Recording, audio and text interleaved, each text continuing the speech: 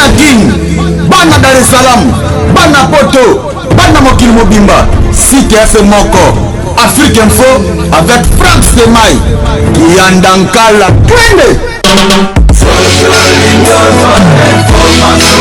X-Bass, Marandura,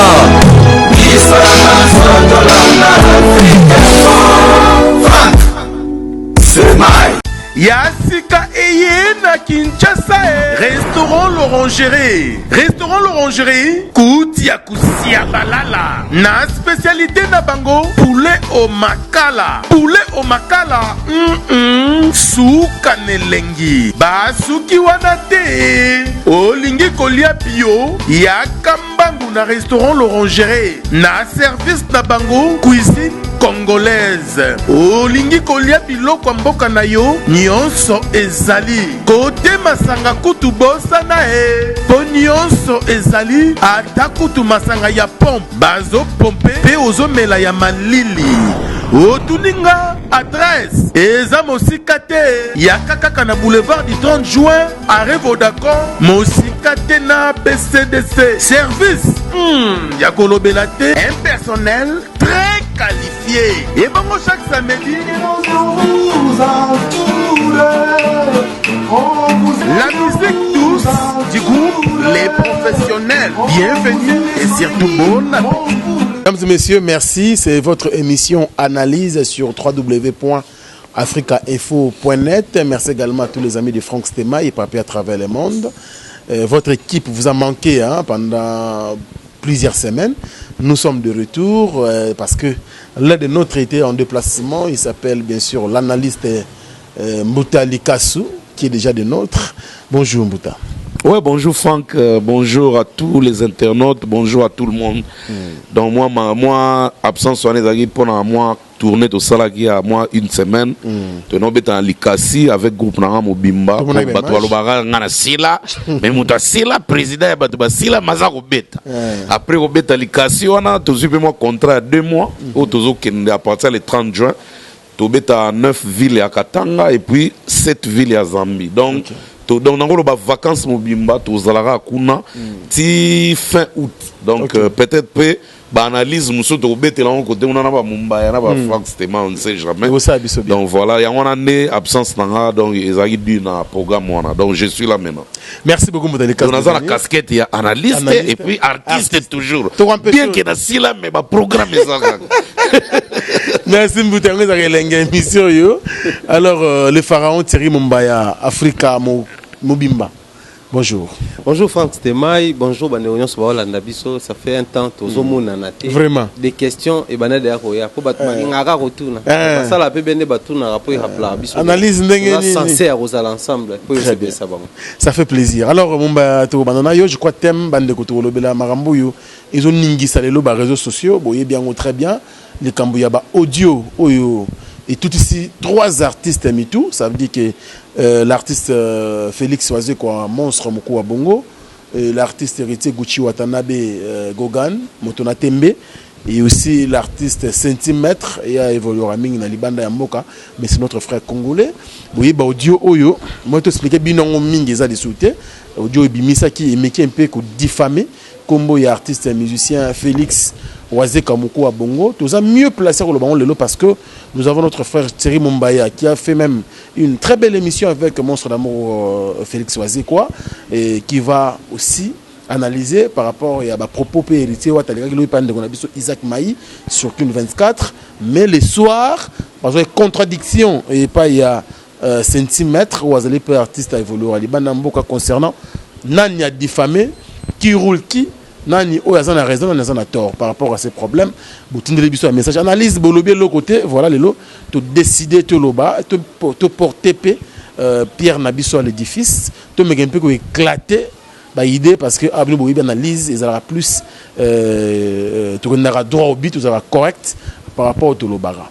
Alors tu sais mon bateau banana yo, je pense que déjà ba audio yango moko parce que avant tout ta la ba effet faut tout la cause ou produit ba effet c'est ça non ba bon ouais cause et produit ba effet ils allaient ba audio est-ce que aucun ba audio on préalable Si audio Yoka qui c'est d'ailleurs on est ça là qui fondement et à question pendant l'émission ou tout ça qui n'a monstre d'amour il y a on est là qui base parce que audio tant que les alagité maman ngezate donc audio yaki ne permettait surtout aux éléments tout constituer émission tout pour n'a pas question les à la prendre question ou aux émission donc Yoka qui audio de te lobela qui on peut pendant l'émission. Alors audio qui audio lobela pendant l'émission avec l'artiste Monstre d'amour tant que journaliste culturel, tant qu'analyste culturel, par rapport à la réaction à Monstre d'amour concernant l'audio, il y a tant qu'analyste, comme il y a pour émission, aux analystes, lecture par rapport à propos à Monstre d'amour.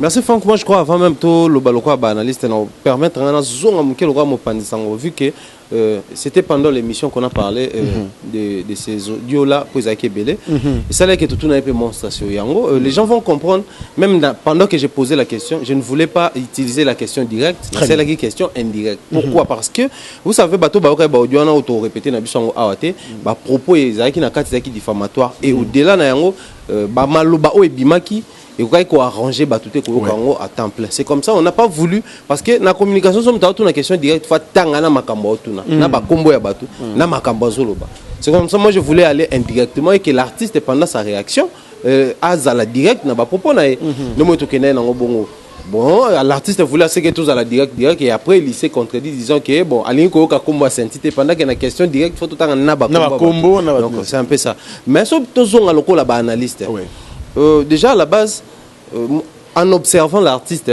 pendant Carbaner opé sa réponse il était à l'aise il était à l'aise déjà beaucoup de gens se posaient des questions pendant l'émission est-ce qu'il y a tous les pena makamboana bien qu'il y ait une bataille tout ça qui ont déjà tout na qui il a répondu mais on a CP d'abord attitude des artistes on les a côté on a CP il était à l'aise dans sa peau à répondre au monde appelé qui Azaki déjà préparé tout a été prévu que soit qu'on répondre librement. Donc, côté qu'on répondre, Monstre a assuré parce que Azaki n'a assiette, mais seulement la réponse de Monstre est préoccupée parce que faut toujours que c'est que nous sommes aujourd'hui c'est ça fruit à moi makambo belé ndenge déjà tout le monde a francalier la ndenge déjà tambola ka ndenge lataka ndenge azalelaka comment il se comporte envers les gens tout ko déjà que soko simbi franc na lisu il va faire ceci ce que pesi franc biloko a relié à ngote ce que na franc zelo akoboya c'est à dire ça comportement na yo oyo la ki sabiso yo moko parce que à un certain âge muto la ça oya lingina oya lingi alors connaissant l'artiste to yebi déjà ndenge azala généralement. Mais bon, c'était une surprise et pour moi et pour beaucoup de gens, voir que l'artiste a géré un passif, en lié place à gérer vraiment activement. Tout le monde a que Félix Wazekwa a été passif, en lié place aux actifs. Et même à Kindébiso n'a pas question à niveau là. Pourquoi cette passivité pendant que tu es bien fonctionnera déjà l'oban a verbe balinga reçoit en intérêt parce que tu vas commander bala, tu vas reçoit en justice parce qu'on a mon abadjombo va venir na papel na babiki ba. C'est-à-dire, pour lui, quand ça ne va pas, c'est la justice qui doit arranger. Donc, il s'est réjoui à Romimo dans le parquet, ce qui m'a mabe. Alors, suivant l'ordre à Makambo, la voix autour de qui voit Néonabiso, Karim, il faut tout se permettre pour la vérité. Alors, voir Félix Wazekwa qui prend la direction de dire que s'il faut poursuivre la justice, à poursuivre Sainthy en lien place aux Karine, c'est en ce moment-là la question. C'est quoi le pour la nini, Moutou a diffamé, mais Moutou a bimisi diffamation au vu aussi de tout le monde. Donc c'est en ce niveau-là la question à se poser. Mais si on a plutôt analyser, déjà lui-même il a le bac ok. Déjà si Bakoma n'a hérité, déjà Benganaki va trouver déjà arrangement ou à la médiatique. Donc pour nous, toujours à l'année impatient. Toujours à l'impatient, oui, arrangement aux années. Qu'on sanctionner payer parce que déjà hérité s'est positionné ouvertement également Monstre s'est positionné ouvertement que dossier problème ils ont en réalité donc après quelques temps on va se retrouver en France à poursuivre parce que à informara tout visiblement qu'il y a une double nationalité congolais et pas français il y a bomba na ngote la double nationalité n'est na ko samba pe kuna donc c'était un peu ça ne préoccupé de voir que c'est Félix Wazekwa qui peut aussi se comporter de la sorte les appels question moi qui pendant l'émission donc bon tout le monde remis net moi métamorphose moi ça là moi changer si brusquement Félix Wazekwa reconnaît Kofi reconnaît bateau de ba penanga bango franchement ba na ba guerre banin tout ça abaki bon ils a livré ne mutete to ebité ça livre na yende mutu et comme c'est un niveau que face à une situation il y a diffamation à que vous avez la passivité mais ce qui peut préoccuper bateau parce que au monde bato baloba toi ndeko na biso moi si tout le monde la mutu boy muchopi tout le monde la mutu boy koko tout le monde la mutu boy koko Fanny okuna koko Tante Fanny c'est-à-dire il s'est créé un monde il y a ba provocation et soit kabatu wana photo lo bango soit kabatu malgré ba même bato na ka ba so ba moni ba poster vidéo ba ke mango tala to afingi nani po bozo boya finga mais boti ko tala ba ke nda pe ka ko tala na bato wango on a place pour mes amis mais cette fois-là elle a cité énormément bien que situation aussi ko pesa moi ndenge musu parce que les ana na mokili ya seo biso tout tongara on a venu muto ko échapper côté kotonga te surtout moi sina mbali wana bato batonga bien na mokili ya sina moi sina mbali. Merci beaucoup Thierry Mombaya to monopoliser parole te.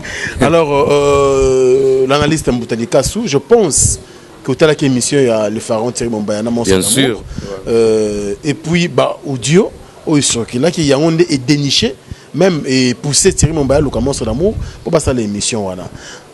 Connaissant l'artiste Félix Wazekwa et puis côté la nenge marambe comme au dans monde musical il y a mon côté qu'artiste aussi analyse nous aussi par rapport à ces problèmes. Dans l'ensemble na ko bageno via changer pour monstre on a yebi vina nga yebi to bien donné de sola kana yebi na que non rigueur wasala non Félix Wazekwa ngaku na bana ko mituna yango vie azara artiste congolais to azara artiste ya planète nini parce que ngana yebi que artiste nyonso na mukili ba finga kae ba denigraka ba critikaka ba sala mamebele artiste nyonso azorane menace et puis les karango parce que dans monde na biso très bien so za mutema ya makasi do ya mutema pardon ya pete wana ke moi ko finga muke ko lekate il faut justice moi lika muke ko lekate il faut justice ngaso na nota la vie net de loin on dit na pourtour nota so match hey Félix Wazekwa basali ebwe na tara no lega ndenge ni na be veli kamu bazo problème ngara yo kutu tozara kata voiture to tambula nazo ngara ndenge via so benga yo na bi me putain de merde ya wa kamwa samwe mais na kamwe pe na Karine Mokonzi Karine Mokonzi a réussir ve Wazekwa parce que via attaquer ta comme ko attaquer Sainthy na Sainthy na yeba ete na vie nanga do na boussole ya cerveau nanga komba Sainthy zalate ekoti Nikolonga ya audio non to yoka buzo bara Congo ti Congo ko changer blague à part donc ngelo ke kabusinga voice wana poka bena Yoka de voice wana muta loba mutu mususu mais mutu babo linga ba funda la justice mutu mususu mais yem ta balancer mta chango na place publique oui mais bon yem ta liboso balancer bato balance bon na bien biloko marque wana esuka gara ko balancer yoka zo mais est-ce que occasion aussi protéger ko yoka ngara parler yo bogo wana leki balbo muta question na Hollande je crois réaction il y a Sainthy Sainthy na vidéo lobby que non locaux là héritier watana bena monstre d'amour Félix Wazekwa va poursuivre il y a wesh frérot alors à lobby est-ce qu'ils ont de preuves qui ngam na balancer kasi bazara preuve kasi bazara preuve déjà nous yé moko avoué que ayeko la tactique on a kin yango yé pas bande ko sala ko enregistrer ben oui non ko balancer mais ils ont la place pour déclarer bungza téléphone déjà yé mom da balancer atiko même besoin na banini non à balancer siko choc wana asatanda on a marque mususu amoni siko neti flèche comme linga ya mabe yango bandi ko se défendre mais pour nanga na ko lo ba ke ceinture za na à l'aise pour mutalobi makam acteur à film ezayete ya rega réalisateur acteur à film azali mais acteur za actrice bon toujours moi aussi tout généraliser acteur normalement ba kobo il fallait ba attaquer actrice si ko mais actrice a épargné c'est ça le grand problème na côté la cam il vient à Félix ya voilà donc vient comme tolérant alors tant aux autres ezaki mwana mobali mais les cambo oyo peut-être Mombaya soulever les cambo oyo to kaka Tante Fanny Koko Dianzombo nyoso wana ça dit que notre sœur en fait toi contrarié toujours analysé par rapport il y a affaire oyo azalaka un peu maline a mascara bakombo c'était mai mais mutu to ebake non muchopi c'est un tel comme tu veux dire c'était mai oui nga pona nga moni déjà nde tovanda bakite awa tolave maintenant na bapalin totie baparfum toregle bilamba bien toye na bakar tovanda bakite awa tolobela Karine mokonzi déjà topesa respect pour jamais so asalaka makambo wana te tokovandele boye te kuba mwana mwasi akotraumatize presse momaline bavandela nga na kara makambo te mena suki nango no Karine félicitations za mystique donc pona ngako Kim Kardashian Congo za Karine walai batika sala tama webi biloko o Karine osalo et sala maka partout dans le monde na Afrique du Sud bato basala ngo bazali na Kenya kutu n'en parlons pas na Tanzanie et yinda chaque jour na actrice au mona ba filmer wana na États-Unis n'en parlons pas na France bezali na Angleterre ainsi de suite ngaso na ko mituna mena Congo ba milabel bazo beta makambo karane nini mon mari misamu mon lingo mekango internet ezalaka te moi babilo on est personnel mais ils ont panzana mais Karine mena félicitations en tout cas nga pona nga muto kwa vouloir na Karine na molo wa koti na mais tant on féliciter c'est par rapport à critiquer l'artiste bon fait à diffamer ba comme artiste ngana monaka bien c'est parce que so mo sa Kim Kardashian question so mo sa Kim Kardashian mais est-ce qu'il faut ça au nom des artistes ou na mito d'artiste bon est-ce que l'artiste wana kaka Karine muta critiquer ba yango ba commentaire ba mora na sabilo ra ba publier wana est-ce que ya Karine leki tout le bano vérité na côté na be Karine ngo pour na tout analyser na be na kutana na yete il faut na mona na Congo mi kildo na vi na dede mu passe en passant to leka na mona to pisani ba mbote mais na PC félicitations pour la courageuse moni biloko sala za maline ok na on nenga ben gire pe na nenga zala raté voilà. Très bien. Ça c'est un terme que les Congolais utilisent. Parents et abatou. Et bon parents on a attendu des artistes. Yo bi des artistes donc tant côté déjà monde d'artistes qui parents no tchana poche. Et mais vie artiste ni nde ba yebi na Congo. Bon to ke écoute musique te wera ya pamba.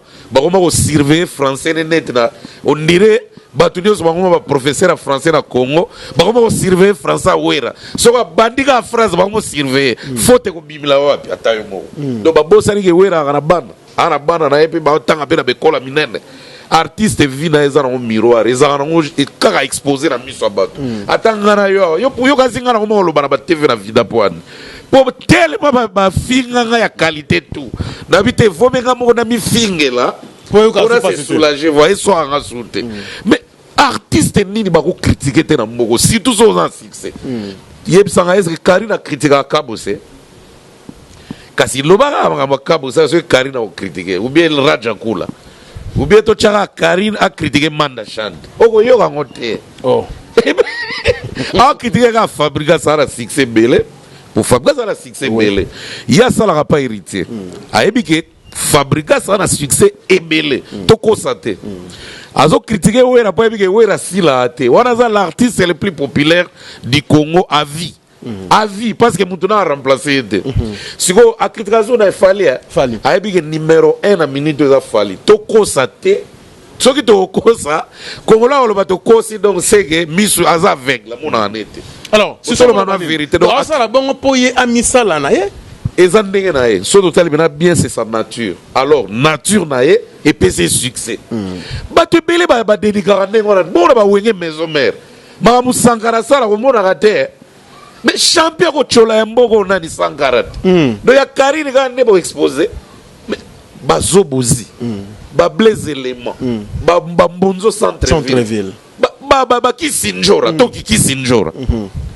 vous comprenez très bien ba te belé ba chola na mboko yo danger ba manique de John moi ça na ya manique de John manique de John manique succès bubal no zala ki o succès te bubal ya kufi o remplacer la succès o ma internet on a évité quoi ta manique de John succès va vérité quel impiano nemso ken tu vas ba pito lukara ba président d'Idenjo ga chala total la ken impiano oui président d'Idenjo ga chala tuninga o aza journaliste to asala ga dessin animé gravité aza muto aza dessin animé te pour azo comprendre qualité kaza nature nil do erbo kena oka kumsika muto seconde ga na to combien ta 45e seconde te atumi muto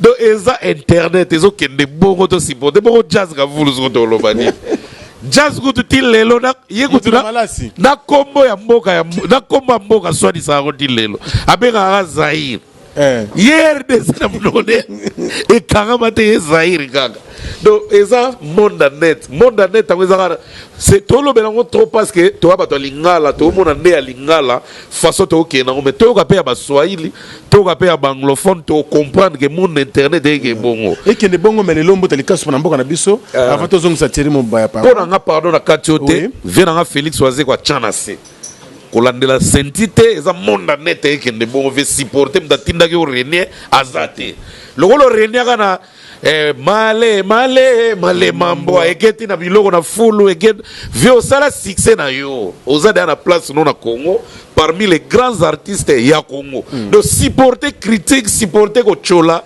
supporter makambutu poso la musique Vera Félix zo comme le roi maître de l'école to prophète papa wemba kutu mutu yo pesa ka respect ba finga ba refinga ba salela na banzembu nani yebite ke papa wemba za izolo mnen ba tu nyoso ba salela na banzembu oui tout le monde l'a écouté même na mikonza mboka ba Yoka na ba magistrat na ba procureur donc il y a un wemba porter plainte mais basi ba mikangele bato wana avant Yoka na pas ofiku ta salela wana nzembo Chamazulu mais wemba na bana combien bana wemba na nombre balegi ya kofi musika mais à tenir nango pour no atalia era ka monda ndole akara ka bongo to sara oni karaka mais vient na Félix na boite oza colérique oza mda ordre tanga trop aussi sa classe côté big ma ici là mais ça na dosage monda ndule za mondo yo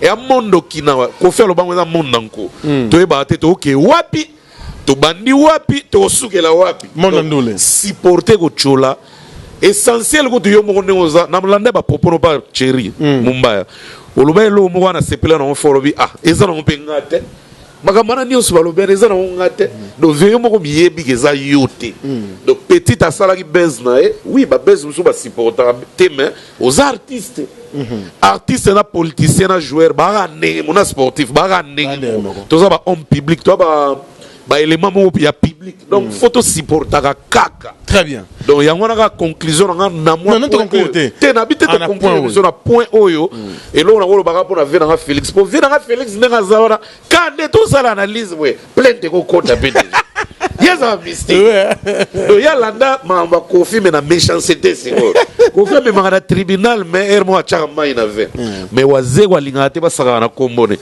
moindre erreur bokei mais na sentir que pas Karine vient doser le roi vient doser il peut bisonner sur toi petit to doser on se ko yopona yoko za raisonning vient changer ou bien quoi ça moi na moi si non pour bon éveiller les camons les mais bien sûr tenga na moni livre te livre te ivi livre moni ba proverbe nous vient lo bana vie tanga chango ce qu'on a livre avant mon livre zo comment zo rappeler na wakala zo se rappeler ce qu'on vient se rappeler na ngamunio so loba yebo fa appliquer yango peut-être nga loba pas mon livre te nga na moni kana raison makambu yemo ko publier et puis mingi rattraper yango na peut-être conscience ne sali vient na raison mais conscience sali ka pour Karine pas pour c'est quoi une la tourner même fali ba otea manae moni ba na lizo na RTG bilo na legate fali azune fimbo lega batu news ba Karine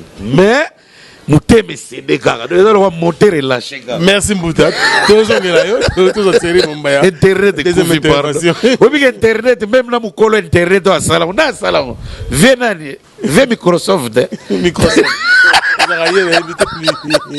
Thierry Mombaya Pharaon bon Batu Moussous au-delà il y a réaction il y a monstre d'amour Félix Wazekwa hier tu assistais à la réaction à Héritier Gucci Watanabe où peut azali censé parce que hier muta la Karine pour l'instant parce que Karine au-delà de la chroniqueuse na RTGA et puis na Ilenga Congo azali pe quand même communicante, surtout Bengendengo na habité ou attaché de presse, il y a héritier Gucci Watanabe. Mais réaction dans le lobby que non, en tout cas, yépé cible na ezali kaka Sainthy parce que yé muta publié Boloko wana ayaki na via Karine pour la mission et tout réaction à héritier pendant que nous sommes commenter dans l'émission na monaki ou même bostaki na festa Chilouzi mon ami na PC une très belle émission tribunal mi ba lobby que même tangu Karine Lobama Muchopi Bakoko Denzombo monsieur Ranan Tanti Fanny, héritier Yébakane, qui est moi, kasi na okole watu wakumbo. Donc héritier Yébakane, parce que bela à l'église c'est le giro na succès sigo. Batu commenter que héritier Yébakane, asuro ba collègue guinéen ba musicien. Parce que à outa maison mère avec wana papa, azo il faut devoir le respect. Fabregas c'est son collègue de Wenge Musique à Maison Mère, le père a mérité par respect. Et puis même toujours Kofi Olomide a sa peine dans le monde musical. Et tout ça, tant que le commune pas Wazekwa, tout le monde héritier rapidement à réagir comme les monstres d'amour en privé et pas les gars à la télévision, le même problème. Pourquoi depuis que l'héritier a comme la leader Moussou Tenenga ça n'est pas Wazekwa? Seulement moi je crois ce qui est héritier a aux options bon moi personnellement j'apprécie des démarches et héritier mais ça me pousse aussi à réfléchir autrement mais apprécier seulement parce que moni là ce mot te peli tout ce qu'il faut faire ils allent en Kobomaka moto oui ah tu sais il y a des ennemis na yo et là il faut bosser na minute wana bomango nanu oso pe yo bomite ekoya et tumba yo donc démarche au héritier soit qui nanu ya kokomela ve na monstre ezabia mais pourquoi à sali démarche wana sikoyo peut-être à ça la honte parce que toi peut-être monde la musique c'est compliqué que on a amené héritier na ne peut pas texto ya boma ko na peut tu mais télé mais la ke ka ngelo ra kamwe wera pas karateka atika a comment la été mais ba papula wera ya kolega na ma machine façon news technique news ya ko papula wera sambo ileka fali bikola ça la boxe mon dire côté vérité de Karine populage na populage mais comment ya Wazekwa même des gens vont continuer entraînement til lelo ba kengela ki na fenêtre de ndengeni comment mbala mo intervention lettre c'est que ve Wazekwa na tuka ndenga kanela ba tuka beta hérita banga yao. Oui, on va poursuivre l'idée là. Mouta somme, je vous jure. Mais ça va. Donc c'est pour dire que moi je crois s'il faut héritier soit option ana parce qu'il faut tout comprendre un peu que KO ils ont n'engagé mort tout le monde a Karine dans sa télé réalité azo s'attaquer na batu n'enga lingarawana directement mais il faut voir que c'était une conversation privée en réalité c'est comme ça elle s'est permise un soupe moi ba exe wana qui a tangipe Félix à l'OVP boya l'OVP en privé elle a elle s'est permise même il y a autant un exemple ya mutu moko oya betela lisolo koto ane batu ba betango ka oui que mutu wana betela lisolo boye puis c'est un mot boya mikila ke nakuta mona boye et puis voilà au mona parce que c'est inbox non sur la John ngai comprendre sigo o veneza réalité pure o zate o faut ba bomba c'est comme ça il était en pas yekotala en plaire à likambo amuno que ça déjà makasi ah déjà énormément privé donc mutunda bimisi yango na mutema mabe nyonso papa même héritier yebi même esgava yebi même Karina yebi biso tout il nous arrive des fois inbox na batuna yo bon c'est permettre moi ba excès mais seulement aujourd'hui tellement les gens sont devenus méchants à quoi enregistrer aux conversations et puis que je me réjouis en mon il y a des artistes congolais leur pas bien fora WhatsApp to so benya ya moto ka to appelle tia commune WhatsApp appelle moi pas yebi que côté on a moins difficulté ça non ya enregistrer ba si alors on appelle WhatsApp enregistrer difficile pour enregistrer moi ya mon ba kimela kuna c'est comme ça héritier aussi a orientation wana ya luka ndenge ya ko soigner parce que yebi oyo ils ont n'engagé tout le monde là en Guana oyo ko bota problème sous oyo ko zo forme sous avec ça et ko kene pena na justice pe Karine pe kota kabima ma koti pena pas umeli pe c'est comme ça ça liango mais seulement oyo il faut normalement ça l'élément déclencheur il y a ko créer attitude sous parce que toujours on a formé esprit nous les ala nango boye za la boye mais to pe son formé nini héritier Watanabe un jeune artiste congolais oh aza censé okene musika mais aye na moment moko boy oh déjà mamango et commence o wera jibe ah boy ça venir musaka botika mambo de sila omona et est-ce qu'on attend wana oza que so mutu moko ale ka fingira mutu muninga na TV ah mambo de sila c'est le cas aye siko na attend wana mais ça na mutu moko pembeni qui se réjouit en faisant le bloc. Parce qu'il faut tout le bango. D'ailleurs, la dernière émission où j'ai parlé de Karine Mokondizaka, dans le banega à sa chaîne YouTube. Parce que maman ça n'est pas la mara. Il y a des gens aux abnara où tu as stress na ba kayu na soit ya vandi. Ah c'est pas ta ni bloabo. Donc batu baso talango ils a rentable. Si tu ngana sepelane soit zo lo baneta lingi nete. Neta lo banet un tel coup de go. Au mona. Il y a des gens comme ça à bénéficier nango. En lieu place il y a quoi enrichir X to Y yo bénéficier de l'autre. Mais surtout tout on a aspect artiste héritier Watanabe. Il doit revoir beaucoup de choses. Mais maman est à la réalité. Donc, on a une autre personne. YouTube père à Moutoumoussou. On a réalisé une émission avec Héritier à Loba Yango. Que conflit Moussou Karine à la langue. Depuis, on n'a pas fabriqué ça. On a conflit. On a déjà s'attaquer à Batouana. Donc, pour moi, je me réjouis dans le service où il y a ça. Le reste, c'est la liberté. Mais on a vu. Maintenant, il y avait Félix, moi, c'est réjoui dans les années.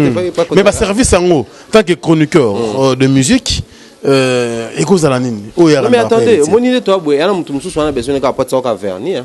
On a besoin de pas abal sara foufou. Mais Franck Tomiko Sanate Karine, elle fait beaucoup chérie. Justement. Non, c'est seulement. Il y a un de tout le bas. Il y a bisco d'intérêt au Yazora.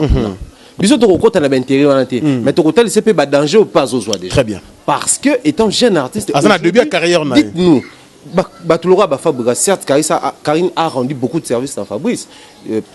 Peut-être que même service à rendre à côté, parce que on va service. Mais seulement, et comme il y a un service, il y a un genre wana et il y a un point dans le émission qui retraite.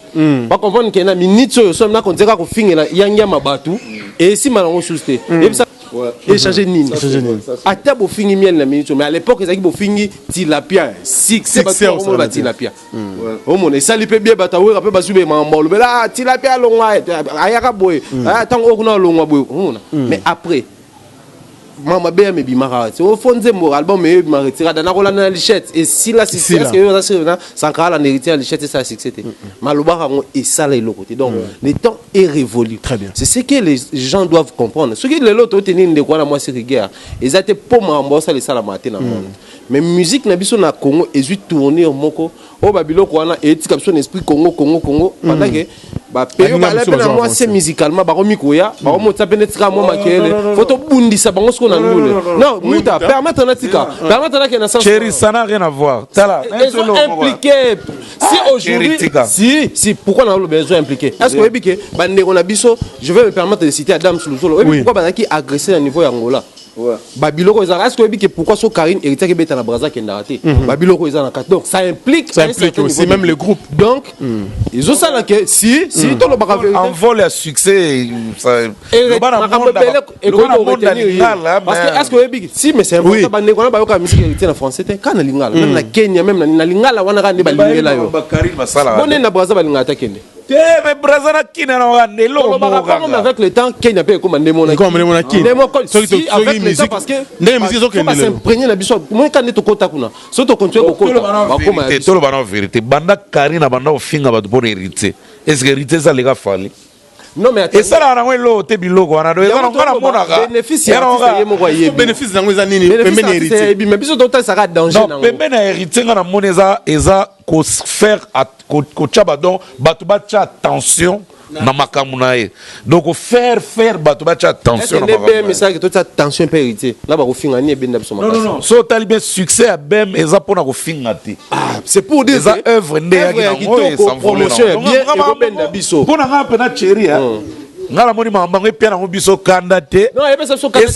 et même biso total ande kaka côté danger na ngoza et puis to bongisa ngo ça la masconde bien parce que maintenant on est ça moi je connais un chroniqueur chaque jour banda on s'attaquer na George Bush chaque jour chroniqueur wana donc il vient na ça simi miko ba bi ga ya nga misele bilo on ba anglais na lobaka ya ba ya na lo babol est-ce que bi na Nigeria bazana ba buzz mo basala ba clash basala kuna obiga ba Karine ngo de la lioto batu mingi ba yeba na bango te on dirait po bana on ba monde anglophone te landa ba chaîne bon en fait ils ont ba chaîne musu ils ont ba DSTV wana so tali ba télé réalité les gars wana dégâts en Afrique du Sud buzobo et ça la manga na ba net pour na ba artiste na ba acteur à cinéma ya Karine ezali yo to monete pena série to no sakana manzanza ya tomate olambi loso liyo to donc ngala mona petit tango ana moi vitesse ya makama lelo mais le roi bato bazo emboîter les pâtes et tika na oka na kambo ne tika côté riteka mais so tali be biloko ngo eza ngo déjà na mukile za partout donc pour mbuta fallait chinois même pour mbuta il fallait quand même artiste nous en appelle moi mutuni moi ça la buzz et ça ngo obligatoire pas hériter c'est toi ça mais artiste nyonso place déjà clash chez eux existait faut ça ne kana mutuni mo wa bongo.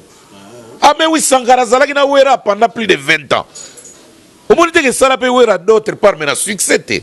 Na attention ga ba congolais que non seulement moi moi ouera salama, ba to ba lobela na banzela na banganda na banini. Ça joue. Kofi kwa sala ngo yemo. Donc Kofi kwa za Karine Mokonzi ya yemo Kofi. Eh mais oui pour moi créer ba business. Mais ce que Karine Mokonzi a créé la héritier. Fabrica siko elo rezo boma et puis azape na moi Karine membo ya bongo on a le meka mo ba fimo e simba gide fallait pas ça non normalement net ba ki sinjora no mo sera za na fali biloko ana sala wana et sala ki bien na kinoiserie na négate ya fali à monde mais le la fala longo la ngopé akitate quand même si ya wana to sa chéri biloko wana et chaka ta viriste na succès si mais conflit par exemple c'est mon bailleur je pose que succès que na ba conflit non mais attends aujourd'hui on parle de fabrication on reprocher la personne mais tu reprocher les systèmes et eux doivent tourner en béo moi tout le bail là au mot que même là-bas Nigeria ils allaient même là-bas PB ils allaient moi je vais aller plus loin même là-bas États-Unis ils allaient grave mais seulement les premiers la ranine oyolona oyolona pomme na kin et là bo sala yango wana omoni donc tant bolo na pomme na kin est-ce que vous préparez ma belé wana et go bota pomme ce que bota pomme te bota ndé ba problème parce que yo ça la dépense na yo na stratégie na yo na mambo belé et puis et ça ndemo parce que ce que botali discours héritier comment opter nango ndenga komo linga memela parce que il a déjà annoncé son deuxième album mi demo mi ange ndenga zo linga memela makambo et eux qui sont en contradiction, le système n'a permetté ça. Parce que c'est un système, toujours en vouloir n'a été pas permettre le système. D'autant plus que lui, il bénéficie de ça. Il faut ça là. Parce que mon dans monde de succès, moi j'allais prendre ça dans l'aspect haut. Dans le monde de succès, tu as besoin de premier pas escalier, mais tu as besoin de deuxième pas. Ce qui y a un peu c'est premier pas, il faut ça là pour et permettre ça dans premier pas. Il faut y a bien dans deuxième pas dans kende. Mais tant qu'on se comment viser ma camusou, il faut revoir un peu stratégie. Tout le monde a peu battu sous soit par exemple il y avait un monstre qui ngana Kofi Olomide ti Satan Nzamba mais tant qu'on comprend que là tu le résume tout na est-ce que Satan Nzamba kutana na kuzu te ke Wazekwa yebe oka yemo ko to ndenge bo ndenge na ko bine janti pas Kofi mais tant yemo tali siko y comprendre que par rapport il y a tourner ngamo na musique na ngezwa. Donc ils ont exigé na banda ko reconnaître ba tout na ki a une émission Vincent Atale abi il faut bisonner to banda ko reconnaître ba Kofi Olomide étant ba jeune na biso ya mbo. Donc ceci dit on comprend que muto ya tabise Wazekwa il faut qu'on va nous comme c'était yemo na avant Atale donc conscience prouver biso héritier biso pour monsieur héritier zani si tel est le cas ba so la mo ba musicien même temps on na jibe to no boma biso na ba malemba wana ba ni ba ba ndoso na banka biso to bunda to zoka ba pota to tika ba choc musu ti lelo pour na we na jibe ba ndoso la ka. Si aujourd'hui il y a Wazekwa qui reconnaît que Beta n'a pas texte, Fabrice, qui est son jeune frère parce qu'il est ami à Christian Decorne, il peut le faire aussi par rapport à numéro de bazar. Tout le monde est en JB, mais où est ça l'accident à Liboso, JB, pour combien de gars qui a India.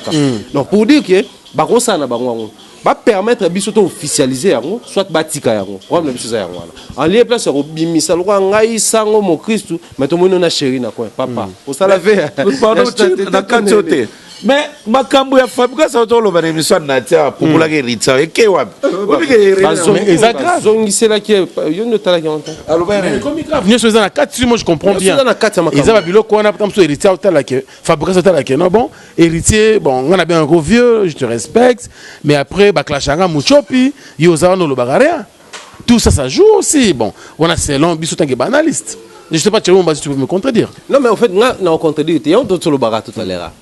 En fait, il faut pas aider Bisso. Moi, je vais bloquer. Batoubabunda trop, Batoubazora trop pour n'avoir fêlé. Parce qu'on est à aujourd'hui, on a Bisso, moi aussi, il faut qu'on se le dise. Des fois, elle a même du mal à se pointer place Moro librement. Oui. Pourquoi? Parce que, fan, quand tu es sur le Rwanda, à quel âge ma fête? Alors, nous allons évoluer. Tourner place Moroté. Nous allons évoluer.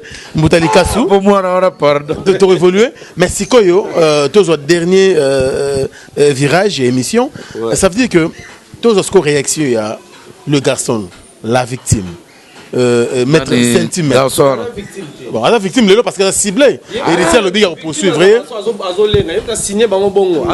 La victime. Clairement que il y a France. Réaction à Sainthy, c'est tout ce qu'il devait faire. Ah bon? C'est tout ce qu'il faut assumer. Moi aujourd'hui ça me fait très mal de voir que il y a même c'est ça. Ah, t'es un sportif. Pour Migolo, ma boxeur, ma karatéka, il faut qu'on assume papa. Et là il est assumer bah acte dans les actes. Moi ni déjà sur assumer. Moi j'ai aimé de voir Karine Mokone s'excuser pour une fois. Ouais. Moi j'ai aimé. Une très belle chose. Elle a fait ça pour Félix Wazekwa. Ah bon? On a vu nangana sengi pardon. Oui, c'est que à reconnaître que dans ça qui voice ils ont voice tu vois les anentos sur la conversation enregistrée. Alors boni ngana yoka no komana mutu bete mutu na omona. Weza voice c'est ça que ozo loba mabe mutu tindeli mutu. Weza bo sur la bino calmement entre batu ba enregistrer. Donc elle a reconnu, ils ont une manière ya quoi assumer ba erreur à sali. Omona qui s'excuse s'accuse donc andimike na lobaki yango ils ont mabe ya on a s'excuser parce que excuse les attitudes à mutu avandi a eu conscience que na sala mabe faut ba limbisa. Et après, attends, c'est sûr que monstre, on va machine à noter plus bon. Témoin dans la péra mystique. Et monstre, on va machine, tu t'as ouvert dans comment livrer. Bon, camino, marambo, bossa. A pas coller ma foute. Alexis, que moi, ça a trop étudié, on est trop bavoyou. Donc, on a un monde à bavoyou. Mais la réaction de Sainthy, c'est à assumer parce que le loboye, déjà à la base, tu es biqué. Entre Bajoana et Voice, mais qu'est-ce qui prouve que Yende Moutou a Zouakiyango a balancé l'internet? Point d'interrogation. C'est à ce niveau-là que se pose des problèmes. Bon. Oui, niveau combat garçon, les autres qui la soit sali Evra Biego René. Ouais. C'est légal, mais ça n'a pas ça la biloga. Ma bête dans le festival, il faut reconnaître l'élection à Beta. Donc, c'est pour dire que quelque part, Sainthy a sali bien. Parce que le lobo, on peut se taire. Ils appellent qu'on dit ma choc, ma faute, injustement. Parce que le lobo, il y a le bien. Abisso Baba mi bali, baya France, baya porter la plainte. Ngana na bracelet awa, moi na bimeate. Mais ceux qui balongo linga yango, na ko ya Congo na ngana na porter ba plainte. Parce que il y a pas propos diffamatoire. Les gars sont assinés. Abisso babia ba propos diffamatoire. OK, mais ce que tu royeba nani abani ko accuser muninga injustement na roya. Donc pour moi, les réactions il y a bien parce que le loboy mais il faut qu'on se le dise yeninga zawana certes le loboy mtazaki na bolingo ye mtazo luka ndenge moyo sa nini wana diza na bango ya privé. Kari na ngana linga boxer pole. Ah boxer. Ah boxer. Yo iga beta yuri makofi yuri longi baby yete. Yete pas batuté. Donc Franck to lobela maramuna ye. Moni France et Amboka loi et puis voilà bakene na ngobongo. Pourquoi bakene na ngobongo? Parce que ceux qui vont décider tout qui est la justice, tout qui est alors la justice. Ceux qui vont décider tout sur la. Et puis alors ceux qui viennent au salaire en côté, il y a na kosala. À intimider en avant. Parce que pour lui, à l'objet, il s'est justifié. Pour lui, il prenait Félix Wazekwa pour na mutumwa za maele kwa kasike. Akoye baneni ni a gérer situation pour et se répéter ni est pas naie. Pour lui, il se disait situation local les bimi et vous permettre héritier à maîtriser moi nanaï.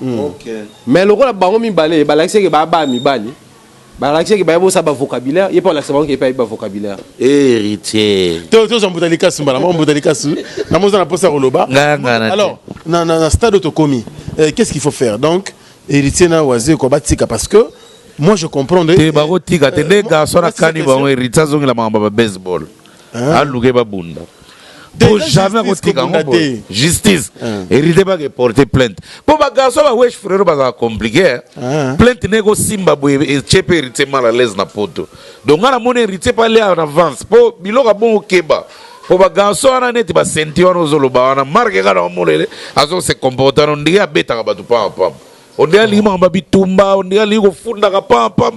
Donc faut hériter sauter après. La bracelet et la cigue. Afta makambongo. Aux limités.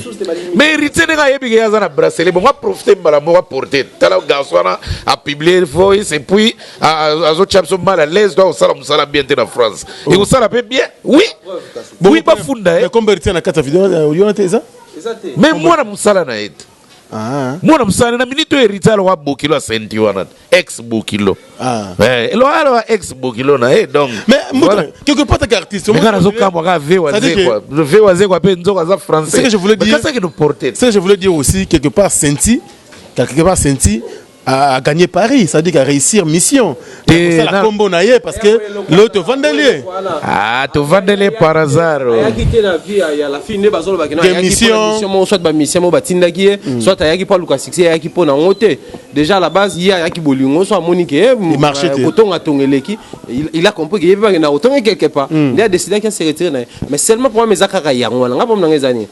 Base à la précise na ba décision na bango bango so misa to papa et Sainthy et Félix et héritier so bo décider que to que justice inde na justice so bo décider bo soigner à l'amiable inde à l'amiable seulement ce que moi je reproche à Félix Wazekwa bon il échappe pas pendant l'émission mais on les reproche là au mot parce que tant yo lobby déjà que dossier yo rolandela mutabimisi les garçons mais pour la fille déjà solennel héritier c'est bon décision ni bozu au borosa là mais au loba on a médiaté mais c'est seulement il devait nous il devait commencer par nous dire que à Sengakinga pardon na limbisier.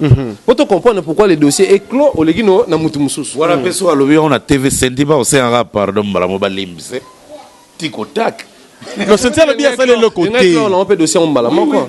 Au lieu que alors tourner yango. To aussi na biso pe dossier on bala moko même l'émission. Dossier on toxi biso. Dossier si Bodalika soup pour finir pour nga na modi ko Sainthy a réussi mission na e non en tout cas Sainthy a courageux ba mission miné le quoi Félix Wazekwa héritier wata le lopé ba y passé les vidéos contre en tout cas contre héritier donc quelque part quand tu peux na carrière ba comme congolais internet comme beta masola Sainthy a courageux pe na franchement ba réussi mission a réussir ko oh na minute so Sainthy ka azui parler bien are ni bien niveau margade fala sali ba nini ok ça kanga aposa opesa kanga aposa mbalamu ekangi mais là on est au même ça Sainthy création ezara ngote a recréer mais si ça zara ngona minito na masolo en tout cas même Blaise Bula bazo lukango mais oui mikolo ba beta masolo avec Blaise de masolo ba vie na biso belé ba beta alempela ba beta masolo ne boikala oh le père belge oh le chef du gouvernement ba beta ngokala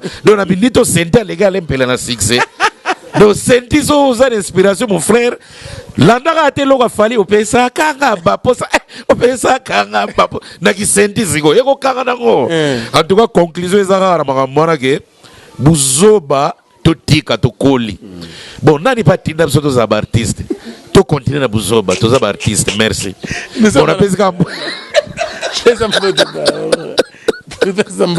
mais la vie est bonne d'artiste tata bibalo wa kofi atika buzoba te non vesi maro na yeba te ki mu kongo de sauver de nil ba mikolo ta vie na te boketu premier na mbona pena analyse boketu ya kufinga donc bazwa ba kufinga ne nyonso ba redisa webike boketu mu tasiza kufinga impact webike kufinga za même nzamba kondanzo na lisumu te po marque boketu afingela na nzamba nixaka mutu ba congolais et s'il a un impact na lola donc ba musicien to continuer na buzoba pour yam de ça et pardon to tika buzoba bona lo kleti conseil na opia buzoba mutu ça l'internet donc to continuer pour ba base ya on est makambu netinga na minute déjà possible finir dans les commentaires tala ventre gare wala tala mbutalikaso wala taille beba ma fou fier à un commentaire on est habitué vous comprenez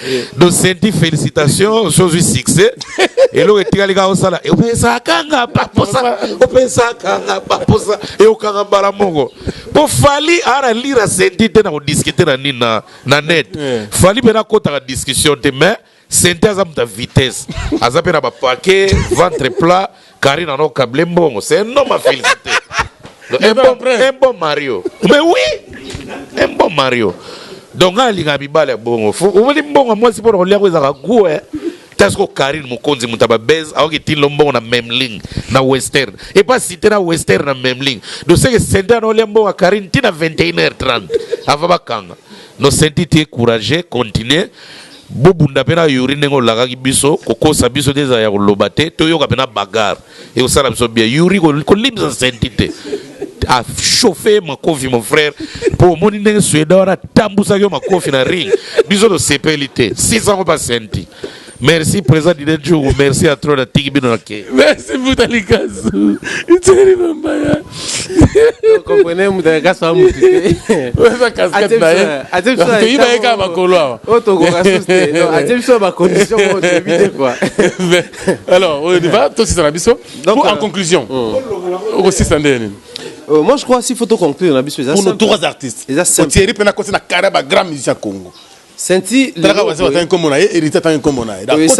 il s'est retrouvé l'homme qui a solobi. Surtout toujours bien un mot c'est sérieux. A retapé Moutou et ça lui fait déjà les lots. Tout y est bien. Tant on y a pas à boire na audio na et tout na vidéo na et. Tout à l'équipe na banalise. Comment qui m'a trouvé na ba yé. Mumba faut le bac clair à côté. Zonga na vana na yo vanda. À côté ça s'appelle showbiz. Sainthy continue na lire na showbiz et kotonda. Musique est gaboye. Moni baliro wana mufera zana ngote. Fera kuka kufinga. Te afinga kambala mu premier soin et kanga. Mais Sainthy ozana page na kufinga. Mais mon frère profite. Fallait zawana. Oh, mais Sainthy na minute kama ka fali point bar. Posa nemi na bakari na Vérités. Oza presque na ka fali. Kama ka côté na mambisil nango. Non non vraiment. Alors, Thierry mon bateau senayo. En conclusion, c'est un peu ça en conclusion ça que situation oh faut to baké Félix Wazekwa a obi misela biso boa mabe album Masika héritier wa t'a proposé biso déjà mi démon mi ange ni démon ni ange. Ni démon ni ange album Masika. Donc comprenez que ce top qui est pour maman on a tourné Félix Wazekwa maman a besoin comment peut m'tenga mis album na ye a ngasa logo na ye à se saisir na buzz et accrocher maman na ye to yebi peut-être sur ezaka format on a des bon peut ba saleli to yebité mais seulement ceux qui totangi ba commentaire et même bisopé na moi ba réflexion parce que le lobo choqué pe moi bato ba nga Félix Wazekwa ça lui peut que choqué pe bato msou ba linga héritier donc c'est des artistes là qui sont déjà grands au Congo. Faut pas baluka ba boma moto na ninge mo pena ya boanye belé pour éco profiter na ba ngomi balete en tout cas héritier et Wazekwa ba perdre nga conseil na pesa ba c'est la bina sagesse à ma case donc justice na bossa na ba bossa na ndeka ba décider que ni et pas Karine ni et pas Sainthy pe ba salon merci beaucoup ba me mande on a biso ya moi sisikoyo a pesa biso position moko la que Félix Wazekwa baza bien ezalati ya ba pour tout le monde ezaka wana vient nga monstre s'il après na cadre wenge 12 et ça la ma ba nga et lo bo mapena moto wana en vrai merci beaucoup na ndima pena ke moto wana ke na ndima pena ke vera so Félix a limbisi Karine au salé lote azung c'est la RTG a coopérer malongo tiens allons de azanga suspendu donc merci beaucoup. Alors vite fait on peut s'emboter na succès Kasongo depuis Paris également bon retour au pays président Denis Ngambani ça déjà na biso bon retour je dis Kitima salutation bon anniversaire et Cheveri Muzango c'est aujourd'hui hein le 30 avril dans le 30 le anniversaire et Cheveri salutation mbote pe mingi également mon mentor Jean-Claude Longangé maman Rose tout batia biso maboko de près comme de l'eau Yves d'or beauté d'argent salutation également à Fabrice Nteka les boss américains malgré silence et aussi Mbakalate. Merci beaucoup Thierry Momba, nous sommes moi je salue Papinzit en direct de France. Je salue Kelly Kungiston le grand vautour en direct de l'Afrique du Sud maintenant. Je salue le président d'Idenjou Mokachala donc le président silencieux donc l'homme aux 2500 vestes griffées le vieux Simeon Moussinon de l'architecte très intelligent donc voilà quoi. Donc on a pesi Yurimbote, on a pesi Sentimbote, on a pesi Batutumbote. Merci Mboutalika et Thierry Momba. Nous également nous pensons bien sûr à Fabo Senteka, les boss américains. Bon anniversaire à Cheveri Mouzango, le très spécial du président Adonis Ngambani, le paradis fiscal. Merci également à la grande dame Julie Kintima Feza, la maman de Prince Aurilaël Ngambani, pourquoi pas. Merci pour la première dame de Lausanne, Motem avec Gobelisha, ma parent André Djeloua, un enfant pas comme les autres. Merci à Alain Dinamolo, mon surprise agréable. Merci également à Blandine Lando Bébé Gou, ma prince Makula. Merci à mon vieux Gauthier Mascotte, les boss idéal.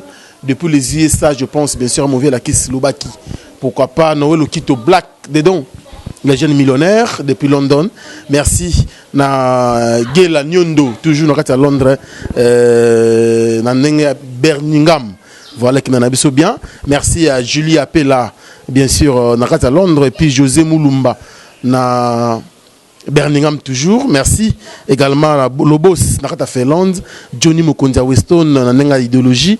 Pourquoi pas Yado Kafuba, Ogi Kafuba, grand prêtre, héritier, grand prêtre Motema ya Cachemire, Nakata Lyon, Vieux Toumo, Nakata Suisse, et puis grand prêtre Blaise Mala, toujours Nanenga Suisse. Merci beaucoup. Je n'oublierai pas aussi Junior Mutombo, Jonathan Mutombo, Alino Chikala de la part de Regan Wassiswa. Merci également à l'espace, bien sûr, la motivation qui nous reçoit ici. Mon vieux Roger Kinkani, Ndekwa, Dr Kinkani, bien sûr, pourquoi pas mon vieux Willy Caps Kinkela, mon vieux Didier Atenda. Merci beaucoup. Et puis, bande d'écoute à travers le monde. Merci à l'équipe technique. Maël Sadiki derrière la caméra. Merci à Château Rendu Wally. Ouais, Maël, merci. Le VCAPS, donc le VCAPS qui est là, donc à sa anniversaire, à Vitagi Bisoté, le V Roger Kinkani, donc l'homme à la taille fashion, mais moi les boumezo kitate. Merci pour la motivation. Quoi on toujours se retrouver dans Bandal. Ah, monsieur Koufi. Merci à V Roger Kinkani pour la motivation. Il y a solo bena tozo bata mamoyi kitoko, donc motivation. Et ça on musique à terre, na terre Beverly na diagonale wana. Donc tout ça, donc merci à trop. Tous les internautes, c'est que je dirais donc Bouzoba et continue dans le monde de la musique parce qu'il y a des salles net. Yuri Bundana Sainthy, Yuri Kanela Moïse Mbie, Maramunios Bozo Salawana, on s'en fout. Bokanela na, bisous ya au Pexaga, merci, au revoir. Yasika Eyena Kinshasa. Restaurant l'Orangerie. Restaurant l'Orangerie. Koutia Kusia Balala. Na spécialité na bango. Poulet au makala. Poulet au makala. Souka nelengi. Basuki wanate. Olingi kolia bio. Yakambangu na restaurant l'Orangerie. Na service na bango. Cuisine congolaise. Olingi kolia biloko mboka na yo. Nyonso ezali kote masanga kutu bosana po nyonso ezali ata kutu masanga ya pompe bazo pompe pe ozomela ya malili otuninga adresse eza mosika te ya kaka na boulevard du 30 juin arrêt Vodacom mosika te na BCDC service ya kolobela te un personnel très qualifié et bango chaque samedi la musique douce du groupe Les Professionnels. Bienvenue et surtout bonne. Bana King, Bana Dar es Salaam, Bana Poto, Bana Mokil Mobimba, Site FM Moko, Afrique Info avec Franck Semaï, Yandankala, Twende. X-Bass,